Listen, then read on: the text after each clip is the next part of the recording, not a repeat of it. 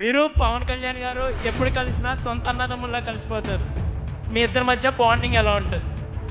మనం ఎంతోమంది కలుస్తాం మన జీవితంలో, కానీ ఒక వ్యక్తి ఒక ఇంప్రెషన్ మన పైన, ఒక వ్యక్తిని చూసిన తర్వాత వాళ్ళ ప్రవర్తన వల్ల అలా.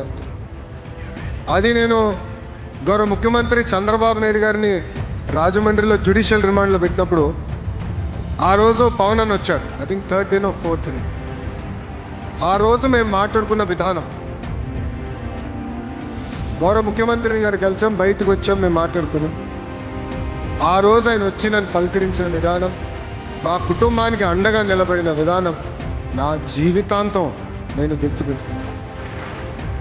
మంచి రోజుల్లో అందరూ ఉంటారు, అన్నీ బాగా జరుగుతున్న సమయంలో అందరూ ఫోన్ చేస్తారు, అందరు ఇంటికి వస్తారు. కానీ అదే కష్టకాలాలు కుటుంబానికి కానీ మనకు వస్తే చాలా తక్కువ మంది మనతో అండగా నిలబడతారు.